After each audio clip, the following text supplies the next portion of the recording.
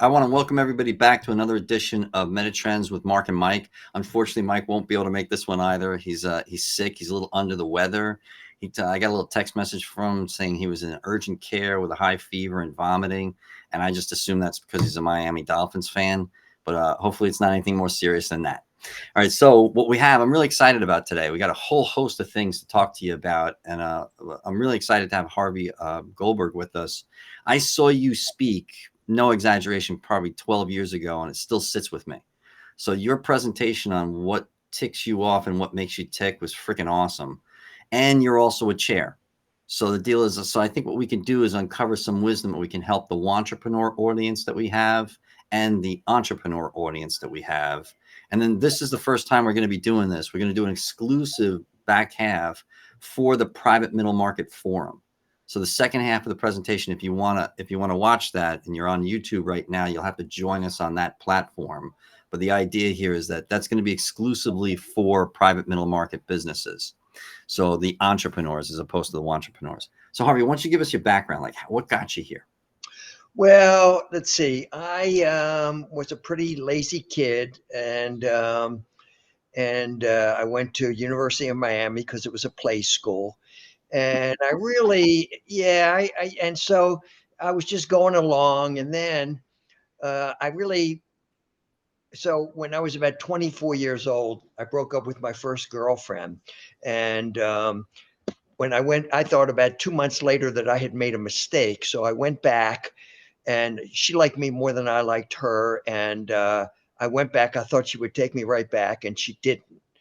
She didn't want anything to do with me, and she was already dating somebody else in 2 months. And I was totally a 24 male's ego. I was devastated by this.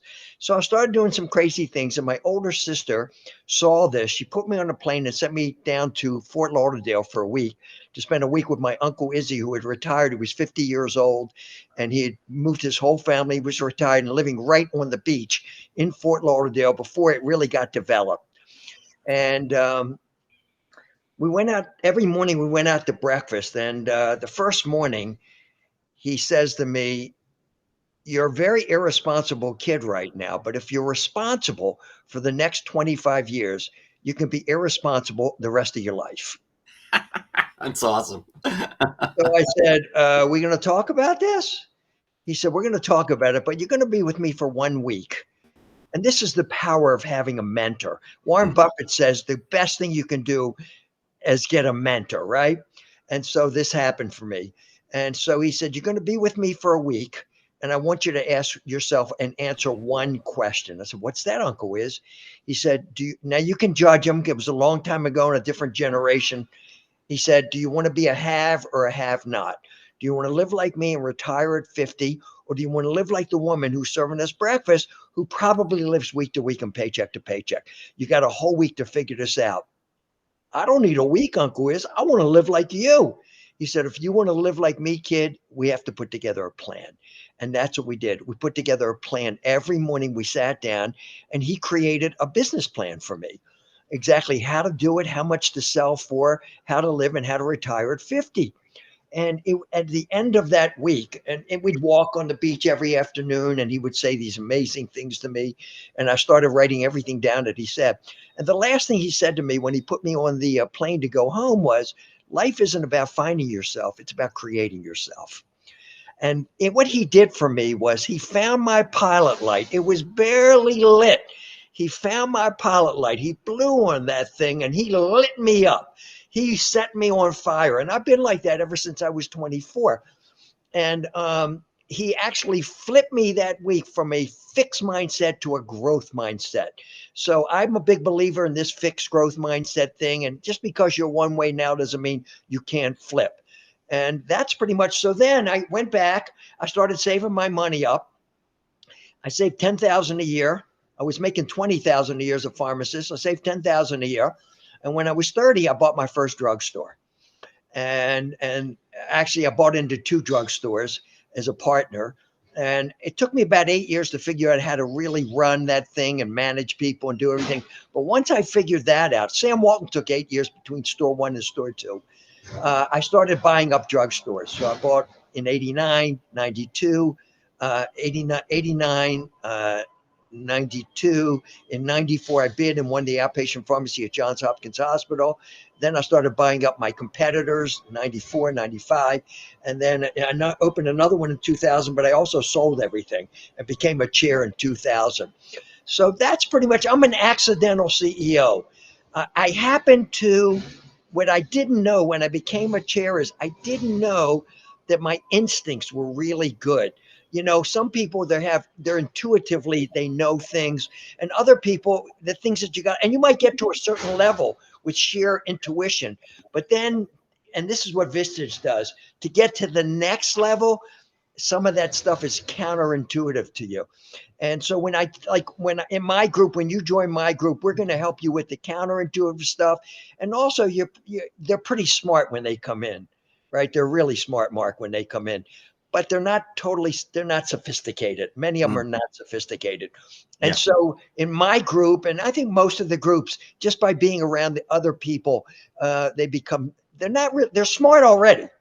I think they become more sophisticated, and they can learn things that they're not intuitively going to know. Yeah. And we can learn these things from reading books and from going and watching speakers and reading about our favorite CEOs in the country. But but most people don't realize what's intuitive and what isn't intuitive. I agree with you there. So I think there's almost like probably the least sophisticated I find that my audiences are at within Vistage is that they don't understand the language of acquisition. Like they don't know how to acquire or how to present themselves for what I call an extreme valuation exit. And the opportunity here is huge. So, I like that you took us into your past, because I like to use Noah as a like case study. So he's in his early 20s, not really sure what he wants to do with his life, and constantly wants to ask questions of men like yourself about what got you to there, because his generation is very, I don't know if you'd say it, nihilistic is probably too strong a word, but they feel like they're forgotten about, that their prospects are terrible, that type of thing. When I believe in the 20s, that's when you're supposed to experiment and screw up and be kind of dumb and young and bold and all that type of stuff, because I see a massive opportunity on the horizon. The baby boom generation has to transition out of their companies within the next Here's 15 the years. thing about that, and you're absolutely right, Mark. But these younger kids in their 20s, they want to retire at 40, not 50 like Yeah, me. yeah, They want 40. So they're they don't, that's why I think creates a lot of the angst. In other words, if I'm 24, I only got 16 years you know what I mean? For me, it was 26 years, 25 years to get where I wanted to go to. And a lot of times I don't know why they want to have a certain amount of money and by the time they're 40, because the journey itself is so much fun. yeah. You know what I, I I, mean? I don't. I totally agree with you there, Harvey. It's kind of like, you remember when Money Magazine was a thing, and like every person on the cover of Money Magazine was a 25-year-old billionaire. Yes.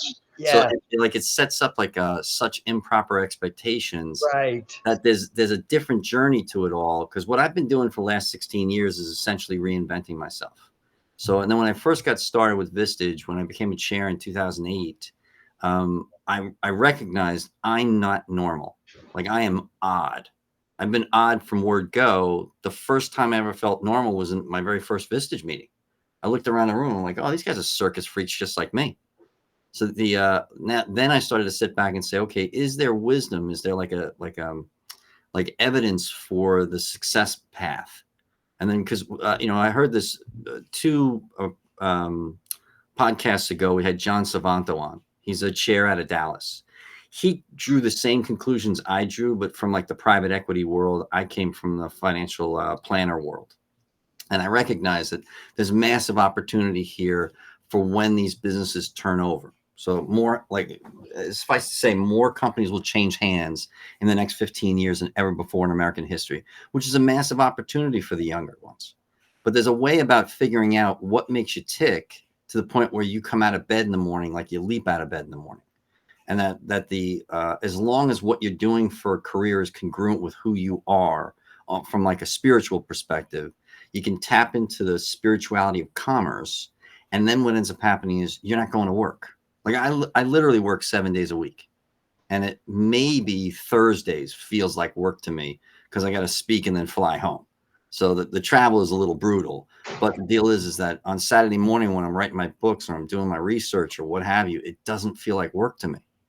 It feels like I've already retired.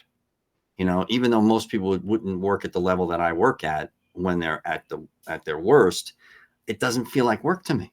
It feels like fun. Mark, when you saw me speak, what was your trigger theme? Do you remember it?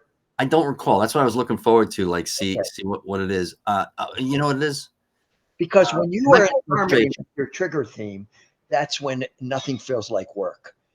When you're totally in harmony with this thing inside of you, this theme that developed a long time ago, Yeah, because you bring your greatest gift to the world. yeah, and I'm in a really unique place right now with that. So I want to bring this up because you being a chair, especially for so long, know the value, like the intrinsic value of what Vistage brings to the table. Most of the audiences won't understand that because they've never participated in a Vistage meeting. What I see it as is that they're doing such good work in the world and represent so many employees that if we can keep them upstairs mentally long enough, they can figure out the strategy they need to implement so they can live their purpose and permeate that through their business model. And that what that does is that taps into the fact that through commerce, we're capable of what religion hopes to accomplish and what politicians fail at. So let me tell you the preliminary numbers here. So I just completed a 10-year study. So 10 years ago, I wasn't speaking all that prolifically like I am now. So I had 34 groups. It was just under 400 case studies. So they were doing back then. So this is actually still handwritten here. I haven't even digitized this yet. So it's hot off the presses. So they were a total revenue represented in It's not AI generated. Not yet. No, no. All right. So total revenue in that study was 18 billion, Wow. just over 18 billion. The average revenue was 47,481,653. The average valuation back then was 28,592,000. Today, now there's a significant increase in the overall case studies. We're just shy of 4,000. So case studies, members that participated, rather groups was in the 400 range, 450 range. That's the number of groups. The total revenue is 166 billion. The average revenue in Vistage today is 65,343,000. The average valuation in Vistage today is 39,356. So that is an increase in valuation, not even just increase in revenue, but an increase in valuation of the last 10 years of 10,758,000. So that's a million a year. So what we need is a control group to compare that to. So in 2011, so now we're talking 13 years ago at the time of this recording, Ohio State did a study of the private middle markets. The average revenue was 19 million. Today, my study of 40,000 non-Vistage members is the average revenue is 23 million. So they've only grown by $4 million in the same time period that Vistage members went from 47 million to 65 million. Wow. It's almost $20 million increase over four. And the average valuation in 2011 by these ratios was 12,406,000 for non-Vistage members. So now they've grown to an average valuation of 15 million. So that means they're up 2.8 million as compared to 10 million to Vistage. So that means to be a Vistage member, it's close to an increase of $800,000 a year. Now, if we got the Vistage members to understand that, they wouldn't be complaining about the fee or the time. Well, when you're running a really good group and they're getting value, they don't complain about the fee. Oh, that's I cool. mean, none of my guys. I mean, every now and then they tease me, but my guys, I've got a guy who's been in the group 24 years, another one 15 years. My average tenure is 8.5 years. When the price increase goes up, Mark, I don't even mention it. I mean, you're getting it's just like anything else. If you're getting the value out of it, you're going to stay with it. And if you're not, you're not. When people would transfer prescriptions out of my drugstores, I wanted to find out why. And it was, I always heard the same thing. My people didn't treat them right. You're the customer. So I would try to get them back. But in Vistage, my thing is if you're running great meetings, now not every one-to-one is going to be great, but every now and then you might have a breakthrough one-to-one, But when you to me, I try to tell everybody to look at this Vistage thing as a package. It's a leadership package, a leadership development package. Put all the pieces together, and this is what you get. And I also, one of the reasons my talk resonates with so many people is pretty much most of the stuff I talk about is the stuff that you never learned in business school. Yeah, well, that's true. But I think there's also a thing that I don't even know if you know. There's a thing about fulfilling work. Fulfilling work is rarely fulfilling. So what ends up happening is like what I like to do is have an answer. Like Harvey, you know what you're actually asking yourself when your eyes are rolling in your head? It's what the fuck am I doing this for? So Noah's gonna have to bleep that out. But the deal is that that's the question you're asking. So what I want to always know with the people I'm coaching now or my old members is what gets them out of bed in the morning, and then be able to make it into a phrase that is so short it's memorizable, like fewer than 6 words, and then tattoo it to the inside of their eyelids. So now when their eyes roll up into their head, they have some response. That's where I think that your presentation taps into something along those lines. Not that I'm a killer in that department. You've been doing that a lot longer than me. Like, most of my stuff is all eggheadish, data driven, almost autistic in the way that I deliver the information. So kind of harsh and blunt. But the idea is that I think in your case, you're tapping into the emotional side of the leader about what gets them ticked off. And I think mine, if I remember correctly, was frustration. So it's like, maybe I'm not remembering it right. So why don't you walk me through it? So this way we can walk the audience through it, and then we can figure out what their triggers are on their own. Well, they're not going to figure out their own triggers on their own. So this whole idea, it's called mastering triggers, understanding what makes you tick and what ticks you off. And it's based on a concept that remember, this is a 3-hour program, so I'm going to try to put that into a short period of time. That I asked everybody to think after I have everybody write down 6 events that tick them off: big, medium, or small, personal, professional. And then on the right side, I say, and it's a workbook. Okay. This is a lack of, I want to know what their interpretation is of that event. When somebody does that, why does it tick you off? It's a lack of what? It's a lack of regard, a lack of respect, a lack of support, a lack of caring, whatever it is. What is it? Lack of awareness. Now, and then I say to everybody in the room, I want you to think of a story or stories growing up that when it happened, it hurt so much. It's probably the first time you ever felt like a victim in your life. It's called your core pain story.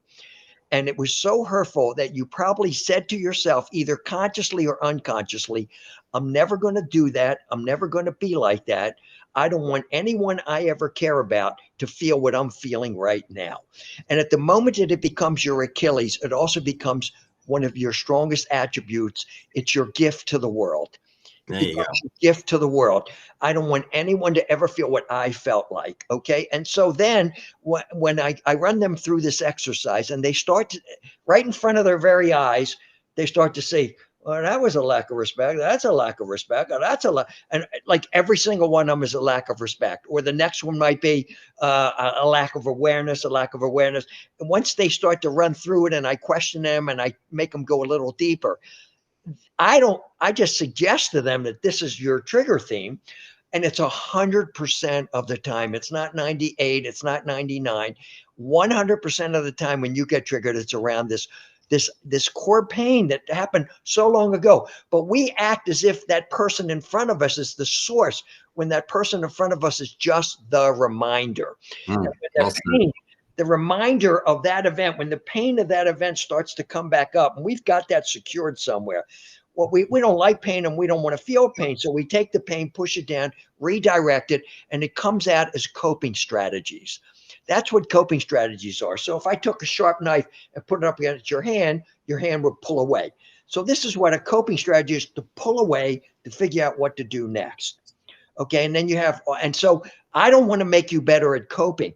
The fact is, once you start to repeat yourself, when you find a coping strategy, it starts when you're kids for a particular event, and you start to use it over and over again. The sheer repetition moves it from our conscious into our unconscious, and it then becomes mechanical. And then we change the name to coping mechanisms. They're automatic, they're coming from your unconscious. And we use our coping mechanisms because there's tremendous benefits, but there's also some costs. And what I try to show everybody is every single time you get triggered, that person in front of you is just the reminder. Just the reminder. So can I give you an example of what I mean by that? I have one for you if you're open to it too. Yeah, go ahead, you go. Okay, so in my case, it's being interrupted. So because my childhood, I'm the seventh of seven. So and my older sisters would interrupt me all the time, to the point where if I get into a certain size group, like if it's 9 people, the closer I get to 9 people, the more quiet I become. To the point where I'm a talkative guy. So the like my neighbors and stuff will say, "Is something wrong? Is something wrong?" And I'm like, no, I'm just remembering what it was like growing up in my household when no one would listen to me. They'd interrupt me. So now what my coping mechanism is I know details of things where you cannot straw man my argument. So the deal is like I will so picture Steven Pinker's book, How the Mind Works, is one of the best books I've ever read. I haven't just read it once. I've read it 7 times, and I've rewritten it full book, longhand and pen, 5 times. So I know the details in that book better than he knows the details in that book. So what happens is when people come at me, especially in a presentation, when they come at me where their misplaced religious ideology is now political, and they start attacking me, I'm like, well, I can calmly turn back to them, kind of Tai Chi them, and say, well, the data doesn't support your claim, and here's the data. This is the PhD. This is the actual study. This is what you can turn to. This is the book you need to read. It's on this page. Da da da da da da da. I deluge them with data, so they cannot straw man my argument.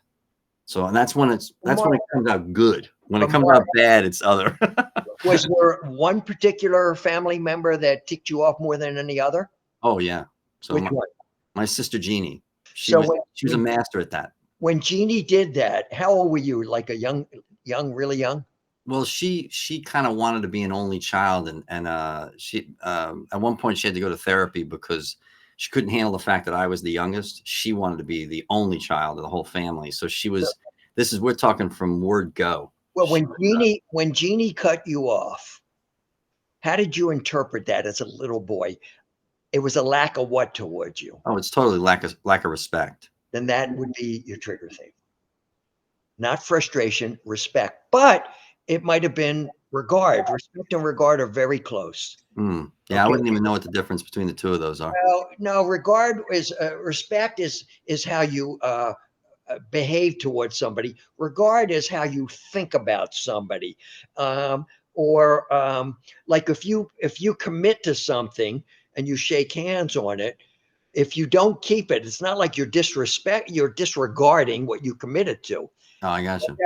Regard is really, mostly for people with regard, it's about being disregarded.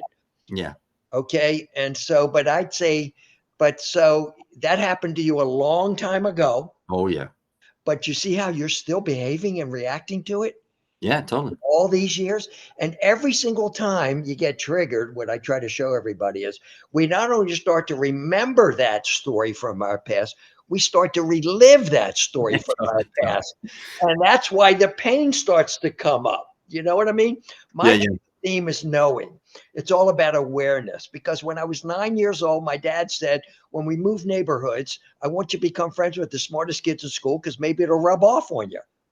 Oh, man. Yeah. And then it happened. Then the next time it happened, I was 15 and my friends did it to me. And the next time, and every time, once you have this filter on, that's how you see the whole. There's a quote in the Old Testament that says, we don't see things as they are. We see things as we are. Once you see everything as regard or respect, whichever your theme is, and you really have to do not just one, but you got to do all 6 triggers because you want to make sure it's a theme. One is not a theme. You get it? Mm-hmm. And so, you start to realize, that person is just a reminder. We take everything so personal.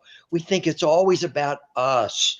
When look at teams, look what the waste of time on a team is, because this one doesn't get along, or this one doesn't like the way they talk to her, the way they talk to them, and all of the wasted performance and time on teams because people are taking things so personal. Yeah, it makes total sense, So it's like there's a whole things about that. So picture I'm divorced once, never want to get divorced again. So I did a deep dive with Steven Pinker's How the Mind Works, and I did a deep dive with Luann Brisendine's The Differences Between the Male and Female Brains. Right. So she published The Female Brain about 16 years ago. It was a runaway bestseller. They actually turned it into a movie with Whitney Cummings. And what I argue to men is if they're willing to read that book, it ends marital vitriol. Because what it does, it shows you how the species is not interested in you if you're happy or not. The species wants you to procreate and to stick around long enough to see your progeny procreate. So we're in effect grandchildren optimizing machines. So what happened with Luann Brizendine is she was at Yale, and they showed her a series of cognitive science studies on how the mind works. And she just asked the professor, how many women did you use in the study? He said, we don't use any women.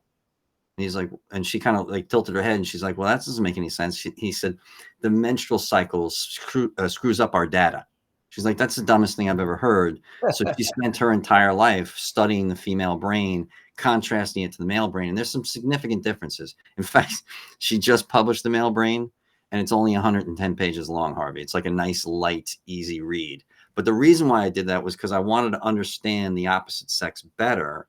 So this way I didn't have to take personal any things that she was upset about, because it's her mind is so different than mine. So I could respect those differences and not take personal anything that she was upset about. So it makes it so I don't fight with my wife when I remember. On top of that, I did a deep dive with two therapy companies. Like they were telehealth, and they were coming to me to figure out how they could increase or actually start doing subscription pricing, which significantly affects the overall valuation. It's like an absolute game changer for valuation. It's recurring revenue. Yeah, but then I said, you're asking me questions. I'm going to ask you some questions. I never want to get divorced ever again. So I got to figure out. So I said to them all these therapists, I said, I got a nagging suspicion that none of us escape our childhood unscathed. Like we all have scars from our childhood.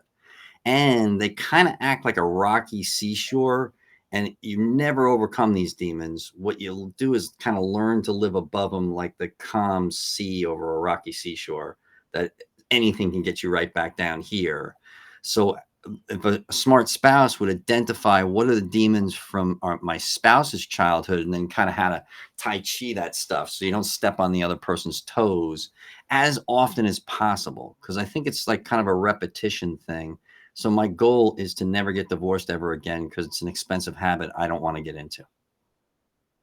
So that's where I'm coming from. But here's so if I was coaching you, I would say focus on what you want to happen, not on what you are afraid will happen. Okay, cool. I like that. I've heard that from a lot of professional athletes too. But we're at that point where what we want to do is take a moment and just let the people know. So what we're going to do is going to be switching to a different platform. It's the Private Middle Market Forum. Noah will put it in the notes, so you can switch over quickly.